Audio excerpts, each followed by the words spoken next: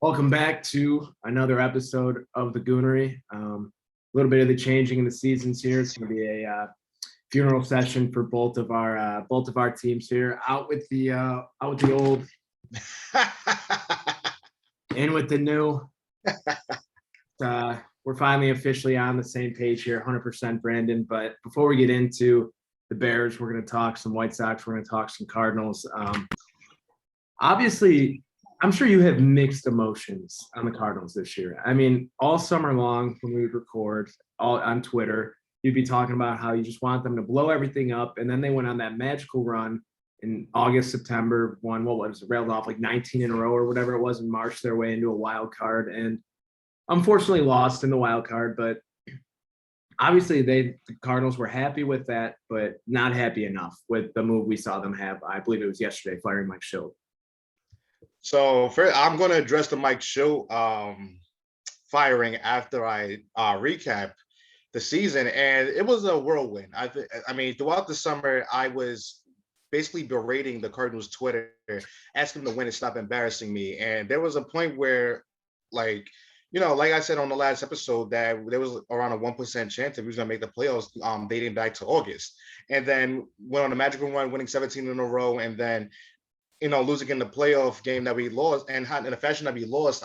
I must say, I spoke glowingly about the winning streak, of how it was important, and how just everything just got forgotten, with me going on a rant a couple of months back about how there's no hitting philosophy with the Cardinals, and how they just need to blow it up or just retool it, do something.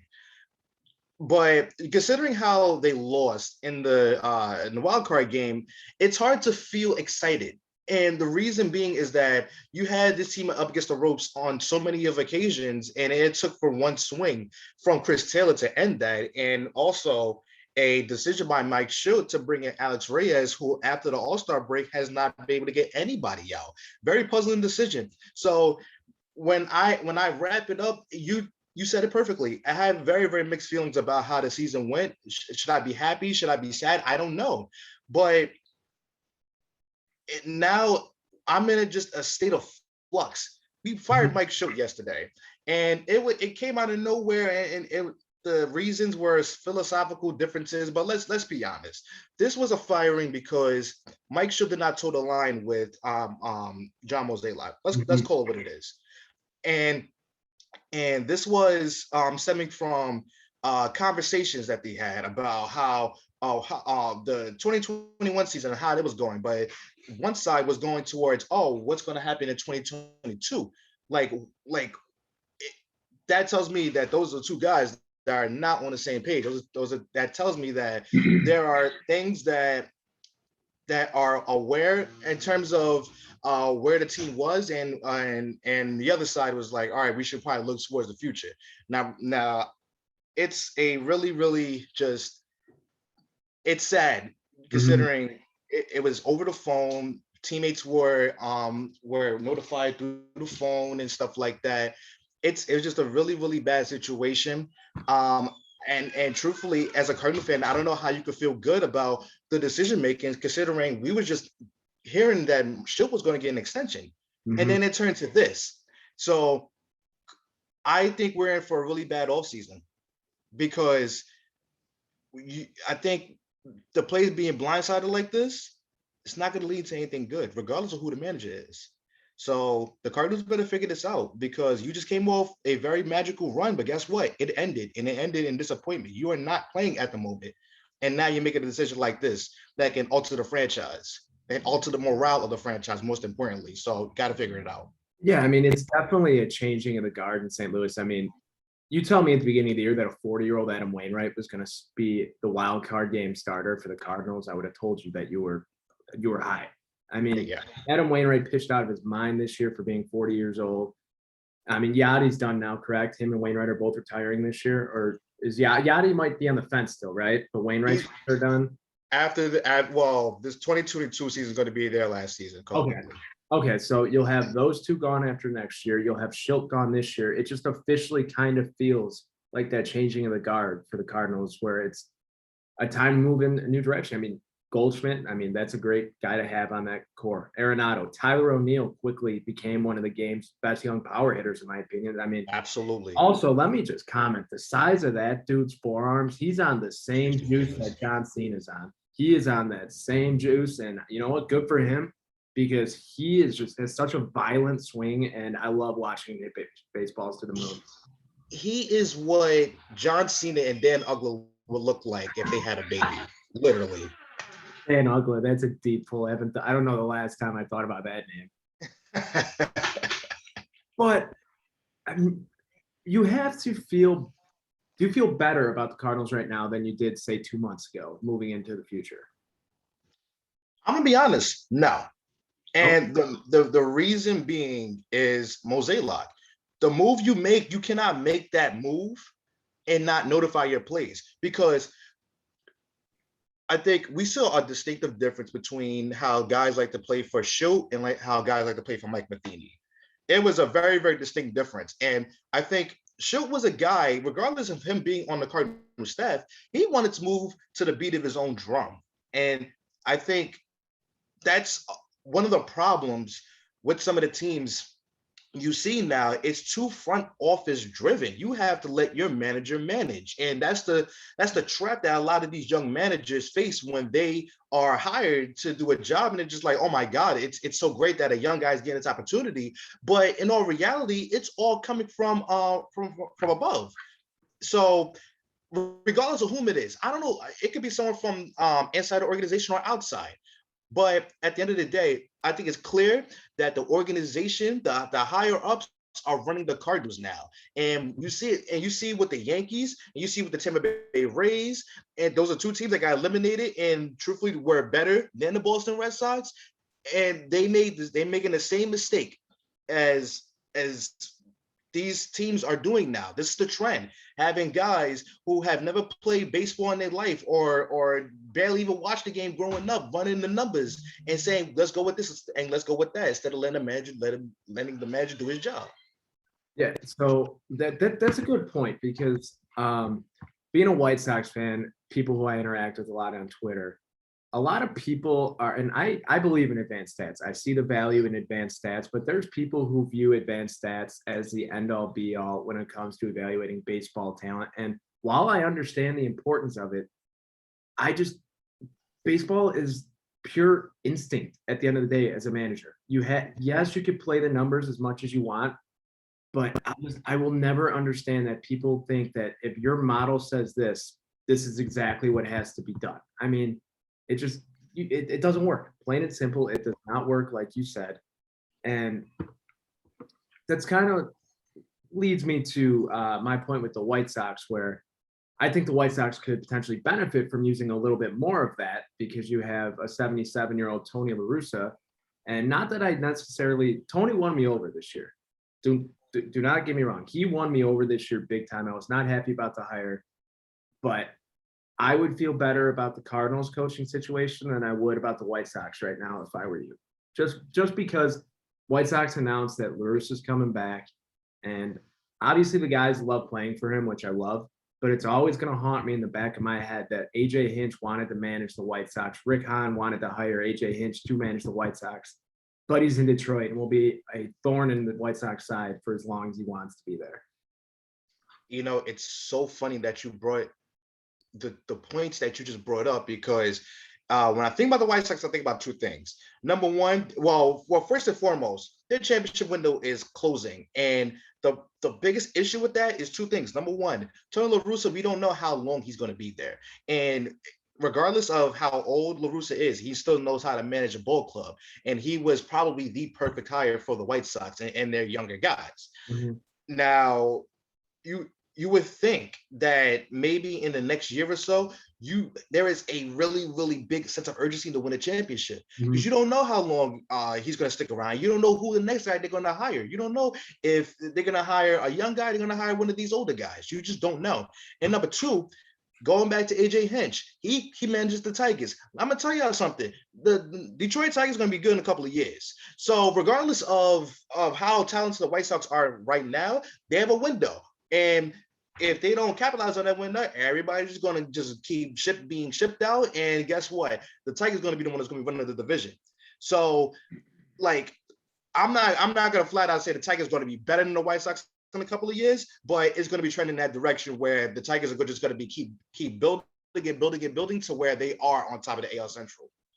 Yeah, and I realistically think the White Sox window is open until about, I would say, 2024, 2025 is the end of that window, because Moncada is under contract through 24, Luis Robert under contract till, I believe, 2025, Tim Anderson through 2022 with a couple team options in there. Who am I missing?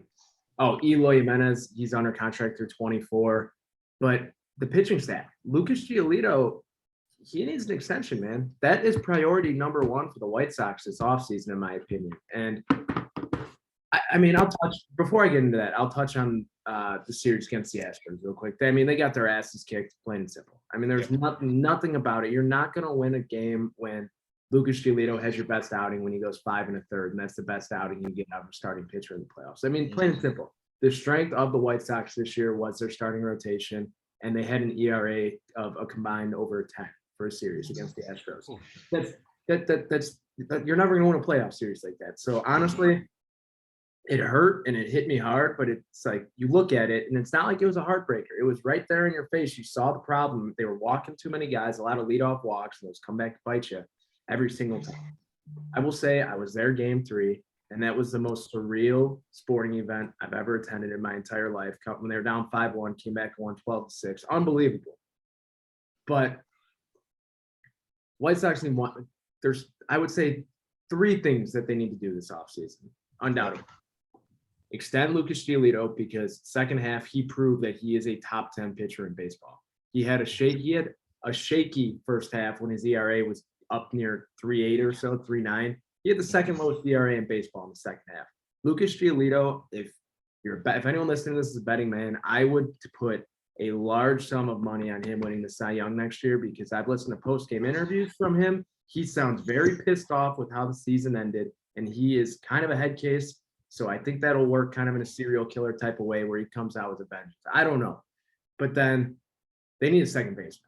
I mean, they traded away Nick Madrigal and Cody Hort for Craig Kimbrell, which ended up being quite possibly the worst deadline move the White Sox could have ever made. Craig Kimbrell came over the Sox and had an ERA of, I believe, like 8 or 9 since being traded, and he had a sub-2 ERA, but when we traded him. Mental midget. I hope they pick up that $16 million option and trade him for prospect capital, because I want him nowhere near the White Sox next year. But back to second base, that problem that created. I want, with every ounce of my being, for the White Sox to sign Marcus Semien. Game changer. He's always been a solid player. He got Rookie of the Year votes when he was with the White Sox. Shocker, the Sox have been burnt by trades in the past again. Do you know the trade deal that Marcus Semien was shipped out for from the White Sox? I have no idea. It was Marcus Semien, Chris Bassett from the A's, their ace, and one other pitcher in the A's rotation for Jeff Samardzija. Oh. Oh, I haven't heard that name in a while. Yeah. So I would love to see a reunion with Semien on the south side at second base. Sox, I mean, they just need stability there. You can't expect to win with Cesar Hernandez, who he plays great defense, don't get me wrong, but when the Sox traded for him, he had 18 homers. He finished the year with 21 home runs. That's not going to play. And Leury Garcia, as much as I love the man, he's a utility player. He does not deserve to be getting 500 at bats a year. You can't expect to win a World Series with that. So end of the day, they need to make a big splash to Semien. And then I just want to see a left-handed hitting outfielder, because Gavin Sheets, although he's showed that he has potential, he's not an outfielder. He's a platoon DH, if we're being completely honest. And yeah, he'll be very good when he gets that opportunity, I think. But there's going to be a big trade this offseason where the White Sox trade away, I believe, a member or two of this young core, and people are going to be very upset. I don't know who it's going to be, but I think there's a strong possibility that one of, if not one of Andrew Vaughn or Gavin Sheets will be gone for the White Sox by the winter meetings. And it makes sense. I mean, it's too crowded. It reminds me of when the Cardinals had a log jam at outfield. They opted to keep Bader, they opted to keep O'Neill and Carlson, but they had shipped out Randy Arozarena, shipped out Jose Martinez, and it's one of the hard things about this sport, and when you have good farm systems, it's a blessing and a curse because you don't know who is actually going to pan out, who's not going to pan out. It's the biggest mystery of them all. But I would say for the Cardinals, we're different in the regard of what y'all need, because I think infield is something we need to focus on. Not second base, not third base. Those are locked down. Shortstop is what we need. And I like Edmundo Sosa very, very much, but you saw in the wild card game, the jitters got to him.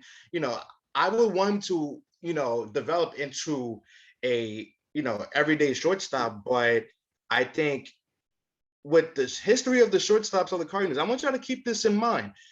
It was Pete Cosma, it was Daniel Descalzo, it was Ryan Terrio at one point, Alemnis Diaz. Yeah. Shortstop has not been good for the Cardinals ever since I believe David Eckstein, if I'm not mistaken. I think he played shortstop.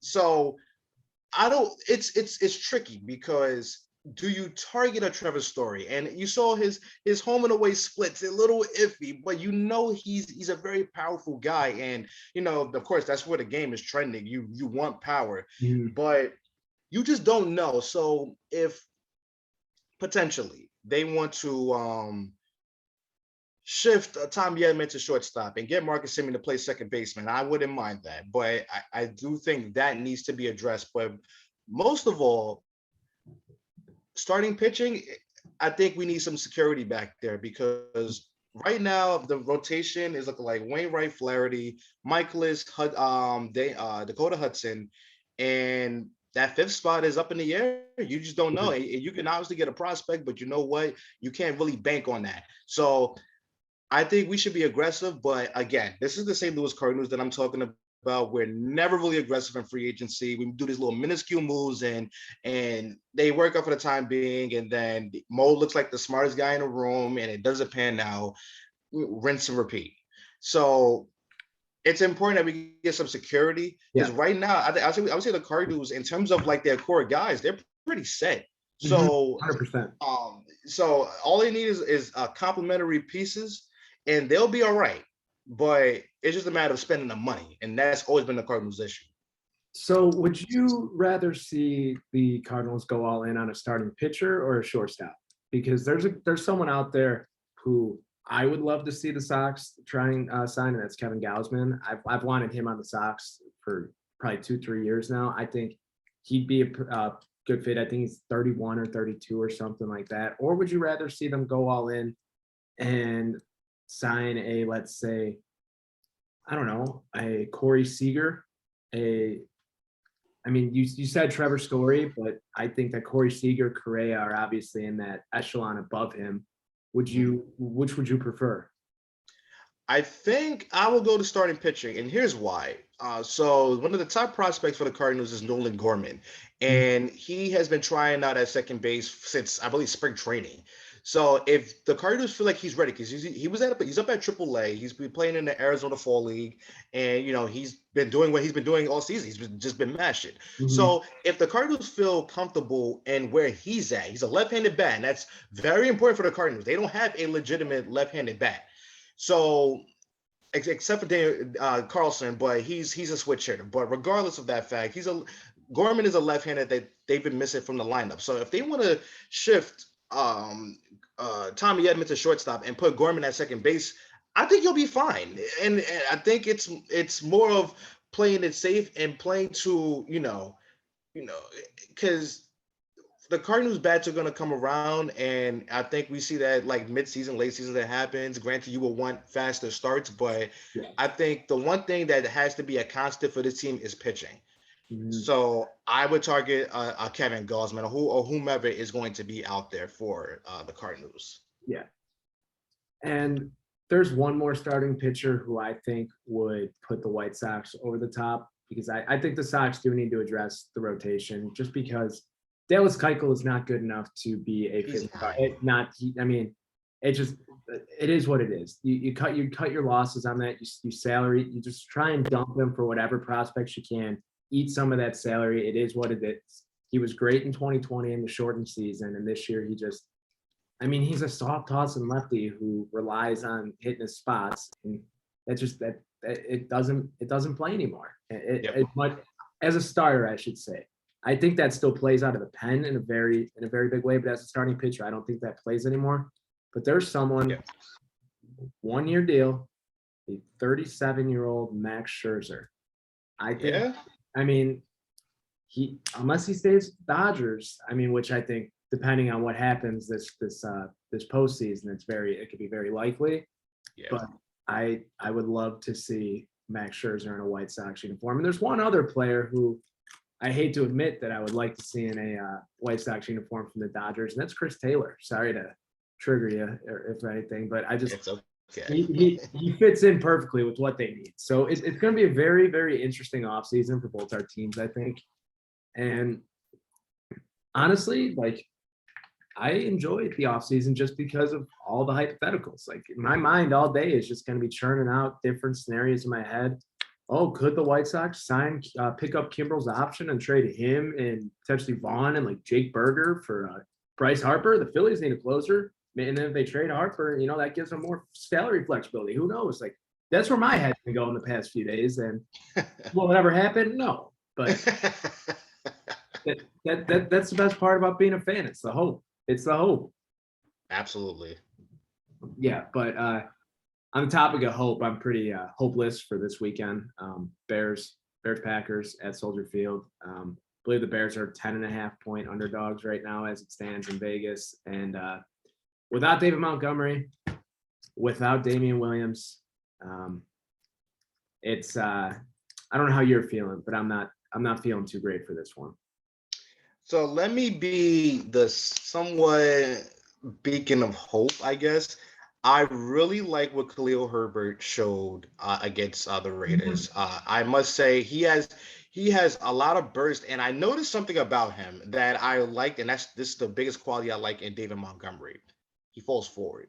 He always finds the yards. So I think having that kind of security at the running back position is very, very important. But outside of him, you have Ryan Nolan on Tavis Pierce that's going to be backing him up. So that's going to be a little bit bad. But I know we're going to lose this weekend. I know we're going to lose. But if there's one thing I want to see is Bill Lazor saying, fuck it, we going to air it out with Fields. We have absolutely nothing to lose. This defense is going to be on the field all game long. It's going to be a long one for the defense.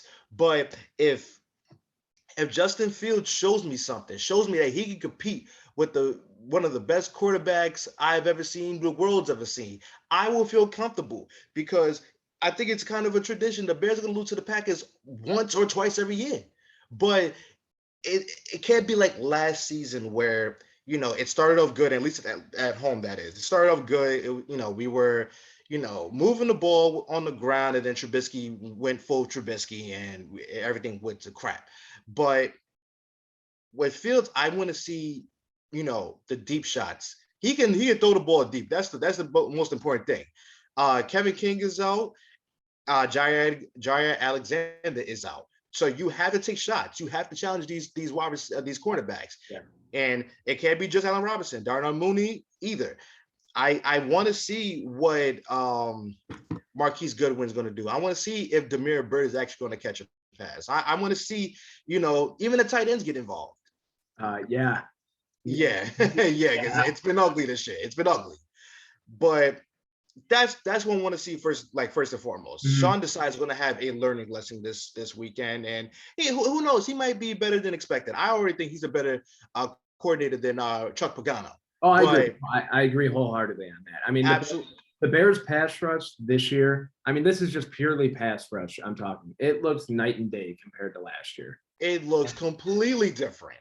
And when you have Aaron Rodgers acknowledging that in interviews during the week, I mean, that makes you feel better. I feel better. I will admit, I feel better about the Bears currently than I ever thought I would. And this is week 6, correct?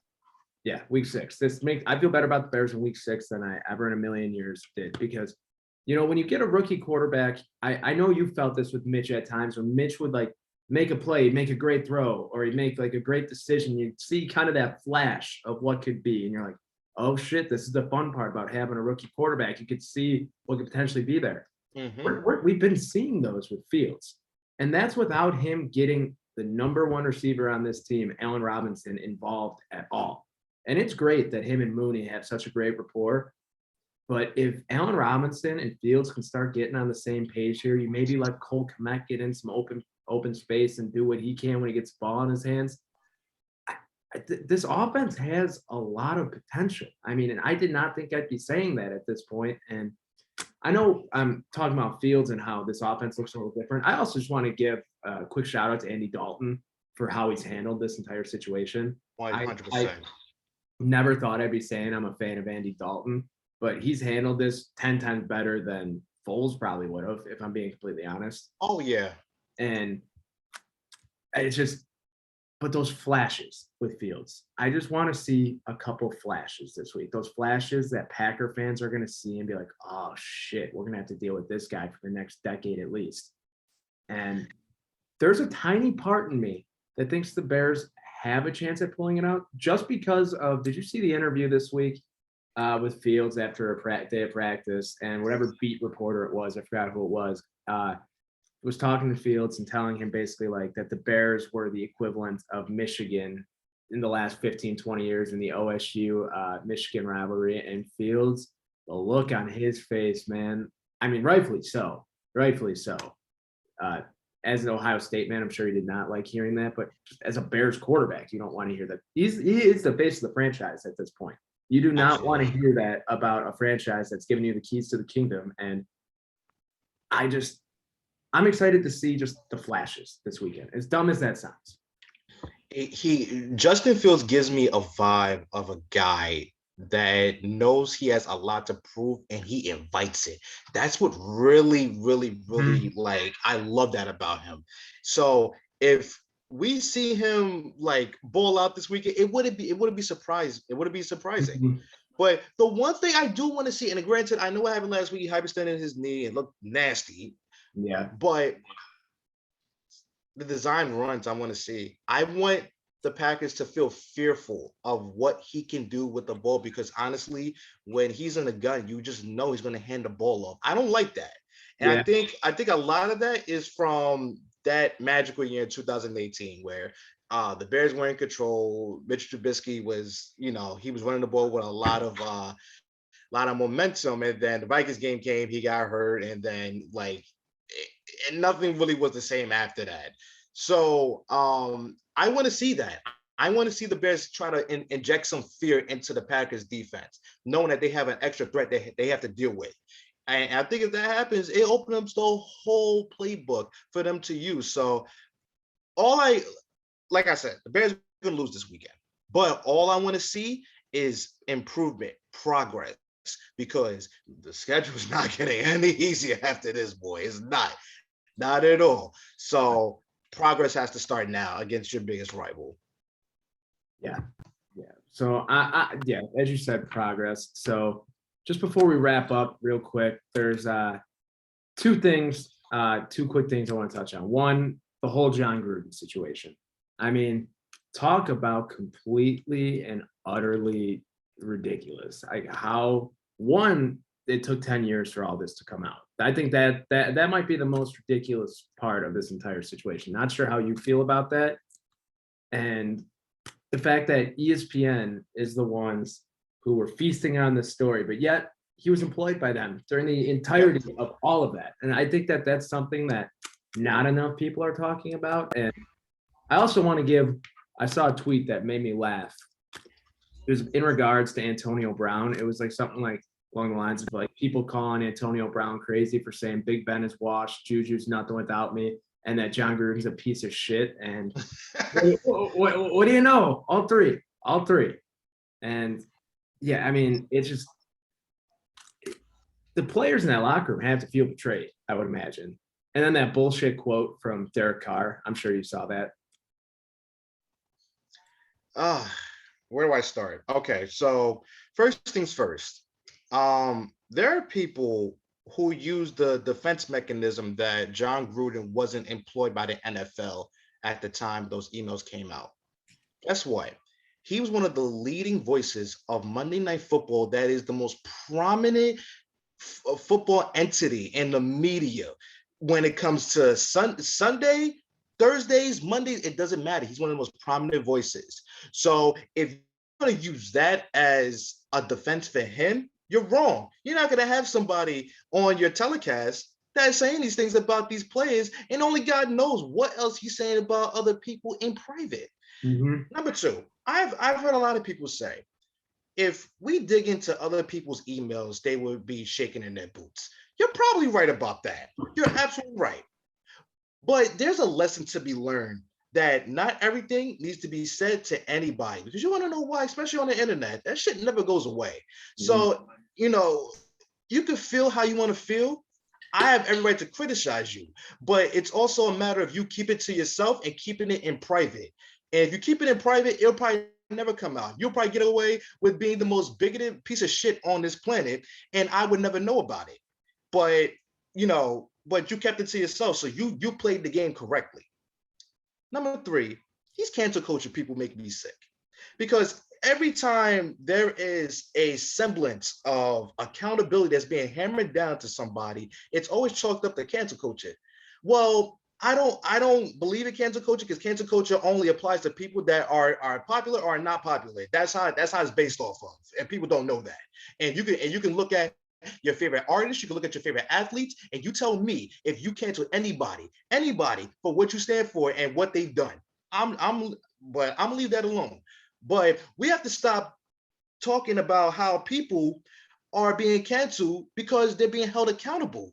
If you know how many people are the same people that's saying this are those that don't have their own profile picture in their Twitter. You want to know why? Because they can't track that you're the one saying the nasty shit online. So that's why you're saying it. And it's amazing how people are just trying to excuse any type of bigotry in any large entity, anything. It has to stop. I don't give a damn if you on this side or that side. Guess what? Hate shouldn't be allowed, but apparently people are not getting that message. And honestly, to hell with them. And that's why I just hope and wish that more and more emails will come out, because if people got to be held accountable this way, I don't give a shit, because at the end of the day, we have to rid the NFL and a lot of these organizations of people that think about others the way that they do. It's ugly, it's disgusting, and they share the same locker room with these players. All come from all walks of life, and it's like, who can I trust now? Who can I trust? Because there's these people that was so big into social justice when everything was happening last year. Everybody was saying, we stand with you. How do we trust now? How do we trust these people when literally in emails I'm being called the worst things possible?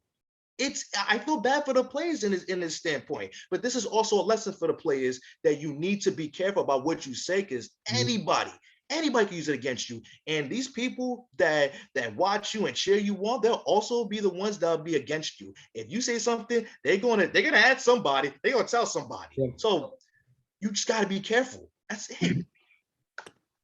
Yeah, I mean, you summed it up better than I could have. But there's one other thing that's less serious that I wanted to touch on, and that is the quarterback situation at the University of Oklahoma. I just want to say that I don't know if you saw what happened with Spencer Rattler last week, and he got pulled and then he walked off the field, not with the team. I have not liked that kid since he was on QB1 on Netflix, and I've thought that he's always been the most overrated player in college football, and I don't want to dance on anyone's graves. It's not what I'm trying to do, But at the same time, it probably sounds like I am, and I acknowledge that. But it brings me a little bit of joy to see someone like that humbled. Just because Spencer Rattler thought he was untouchable, and anyone, in my opinion, who thinks they're untouchable, I kind of have an issue with that, if I'm being completely honest. I'm sure you probably kind of feel the same way to an extent. And Spencer Rattler's going to start this weekend, but I can guarantee you he changed his attitude a little bit, and I bet he plays his best game he has all year this weekend, if I had to be completely honest. And granted, I don't care about Oklahoma football, but yet I'm talking about Spencer Rattler. So at the end of the day, he wins because people are talking about him. Well, you're right on the money. I do feel the same way, but I'm gonna dance on this grave because I am not with the whole berating your teammates, especially when you know the cameras are rolling, Yeah. their parents are watching, their families watching, and you feel like you are as hotter than the sun to berate your teammates publicly and with the cameras. I don't like that. So the fact that he got pulled and basically the pressure of being a guy that came into the season as a Heisman candidate somehow. No, He's number one odds. Number one odds for Heisman at the start of the year. It's insane. It's insane. But another discussion for another time. I do want to touch on the media availability for Oklahoma. Are we really going to be this soft in a journalist doing his job?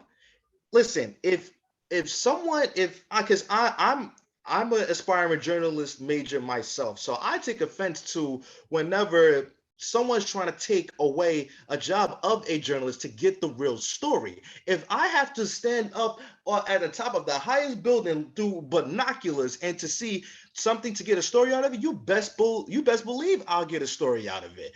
We have come on, these college kids, they're gonna deal with so much worse in the pros. And Lincoln Riley, he might find himself coaching in the NFL one day. You think the NFL is gonna stand for that? You must be out your damn mind. You stop being soft. If you are so worried about what the other team is going to see from the starting quarterback that's going to be Saturday, then what are you coaching for? You're supposed to coach around everything because everything is out there. There's film out there about Williams and Rattler. So whomever you're starting, it's still out there from them. So pick your poison. But if you know that, you're gonna coach better. You're gonna game plan around them better. Don't cancel media availabilities for someone doing their job. That's ridiculous. Yeah, again, you hit it on the head better than I could have. But also, right, real quick before we wrap up, this college football season has been fucking incredible. Incredible. Like, legitimately, you have Alabama's lost, Oregon's lost, Clemson's not even ranked. Georgia looks like they're undoubtedly the best team in the country. Iowa is number 2 in the country. Michigan's a top 10 team again. I mean, Michigan State's a top 10 team. Yeah. Yeah. I mean, Mel Tucker's Michigan State is a top 10 team. It's honestly, it's blowing my mind because this is going to be the most invested down the stretch I think anyone will ever be with the college football playoff decision. I mean, the committee is going to make a lot of people very, very, very upset this year. And quite frankly, I think this is the year that Cincinnati breaks through and a group of 5 team makes the playoff. Yes. I mean, it's a perfect storm for it. It is the perfect storm for it. Granted, they'll end up being the 4 seed most likely and getting their doors blown off by Georgia. Yeah. But guess what? It's a step in the right direction. People probably look at it and think, oh, maybe we do expand the playoff because it'll be a little bit more of an even playing field. But then again, Cincinnati will be in the Big 12 in 2 years. So I don't know how to look at that, but it's going to be such a fun sprint down the end of this year. I mean, the Big Ten in general is going to be insane. So first things first, the Big Ten is going to be a gauntlet. But I will say this as well. Iowa has to be the most fraudulent number 2 team I have ever seen. I mean, if Sean Clifford does not go down in that game, Iowa loses. Iowa got lucky because a guy who looked like he was a deer in headlights was in that quarterback for Penn State, and they got shook because of that, and they end up losing. I'm telling you, once because they're gonna cruise to the Big Ten championship game. There's nobody that's gonna be checking them. And honestly, the Big Ten West is just a absolute dumpster fire. Um, Ohio State is hitting their stride. I know I said what I said a couple weeks back about the Big Ten East winner coming from the Big Ten or Big Ten in general, come from the Michigan Penn State game. That may not be the case anymore. Ohio State's coming. You have Michigan State. And Michigan, they survived a game with Nebraska. And by the way, Nebraska is a good football team. I actually feel bad for Scott Frost because we can't even judge how good of a coach he is because a lot of buffoonery has happened. Well, sorry, a lot of goonery has happened with their games. So we don't know. We really don't know. Illinois beat Nebraska. I don't understand it. I do not understand it. Illinois football, the same team that had less than 70 yards of total offense at their homecoming game last weekend against Wisconsin. Sounds familiar? Yeah.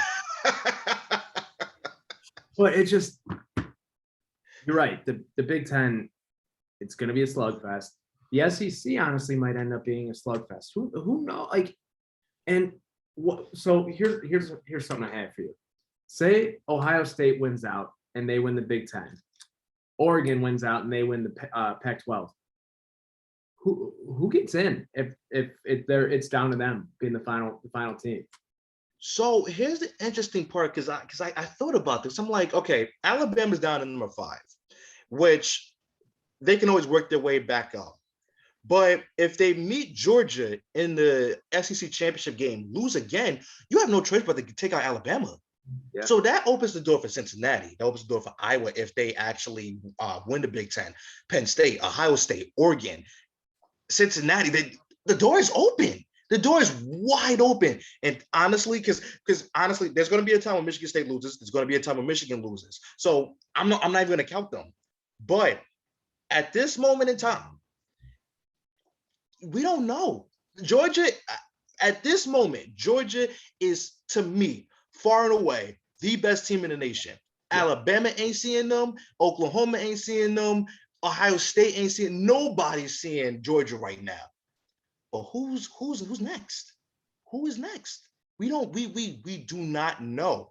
And that's the crazy thing about it, because if Georgia is as good as I say they are, and they meet Alabama, Alabama's gone. That's it.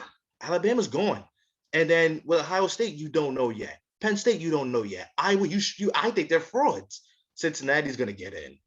Who's checking them in the American Conference? So I looked into it a little bit with Cincy. I honestly think they're tough. They have two, I would say 2 or 3 tests this weekend. They have UCF at home. It's just UCF is one of those teams that I feel like is always going to be a thorn in a powerful mid-majors side. And they have Navy, and Navy you never know. You never know, just because Navy and all the military academies, the service academies, all of them, you never know what's going to happen. But their second to last game of the year, November 20th, they're at home against SMU. That is going to be That's the test. That's the one. Yep. That's a game that I think will be on national television, and deservedly so, because SMU, I'm not sure if you've watched them at all this year. They're electric. Oh my God. Electric. They can score. Yeah, like, to say the least. Because what did they put up this year? They put up 31, 65, 50, 56, 35, 39, 42, 41, 30, 31. I mean, and also they're most likely, I don't know how the divisions are set up, but they just have to have 2 meetings. That regular season and championship game. I don't know like I said, I don't know how it's set up, but oh man. Yeah. I have to think about that. It's going to be interesting, man, and that it's a good thing for college football. The NCAA should be very, very happy about this, because I mean, for the last 5 years, there's been a combination of Oklahoma, Oregon, Alabama, Georgia, Ohio State, and Notre Dame in the playoff. And who am I missing? I'm missing like one other team. So combination of 6 teams or so, 7 teams for the last 5 years. That just gets old. It gets old. And also just thank God Notre Dame is not in, has no chance. They're bigger frauds than I ever thought they would be. And it just makes me so happy. And that's why I think Cincinnati would probably have a chance against one of the teams that they'll play in the playoffs, because going into South Bend, it ain't easy, man. It ain't easy.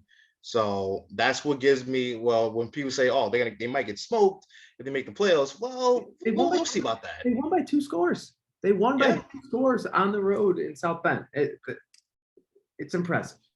Yeah, and if you watch the game, it wasn't close either. It like Cincinnati dominated them. Yeah. So before we wrap up, if you had to guess right now, who are your 4 getting in? Whew. Right now, I would say Georgia, Cincinnati, Alabama, and Ohio State. Okay, so you're then saying that you think Georgia, Alabama split in the SEC championship? Yes. Yeah. Okay. All right. So I think it's going to be an undefeated Georgia. I think they beat Alabama. I think we're going to see Georgia. I think we're going to see Cincinnati, and I think we're going to see 2 Big Ten teams. I think we're going to end up seeing Iowa, and then I think we're going to see one of Michigan or Ohio State. I genuinely believe that. I think this will be the year where instead of 2 SEC teams, we're going to see 2 Big Ten teams.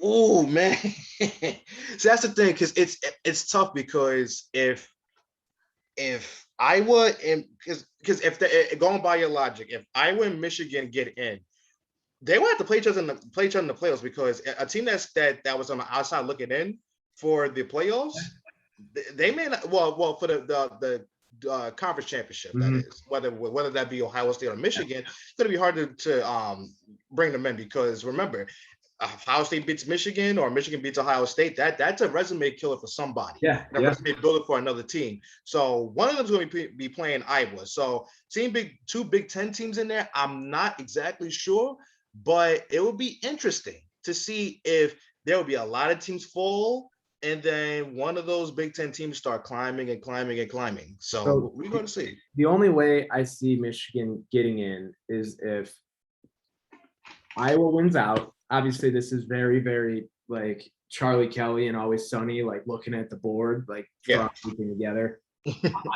Iowa's going to have to win out, and then they're going to have to lose to Michigan in the Big Ten championship. But Michigan's going to have to beat Michigan State. Is that next weekend, right? That is the weekend after. 2 weeks. Yeah. So they have to beat Michigan State. They're going to have to beat Penn State on the road. And then you got Michigan. You end the year with Ohio State at home. That game is going to have some crazy implications. 100%.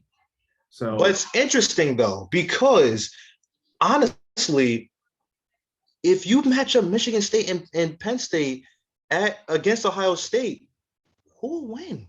Because the one thing that does pan out in Ohio State's favor is that the only team that they do not play at home out of Michigan State and Penn State is Michigan. Yeah. They've owned Michigan, but with Penn State, Penn State's always giving them trouble. So outside of last year was a fluke.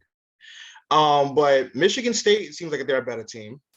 Penn State is always scrappy. Like, I don't know who will win. And maybe I'm giving too much credit to Michigan State. Michigan State's a good team. I won't take anything away from them, but they're gonna give them troubles. So it's interesting. Yeah. All right, so that's going to wrap up this week's episode. Please, if you're still at this point, like, share, subscribe to the show. We greatly appreciate it. Send it over to your friends, and go Bears. Go Bears.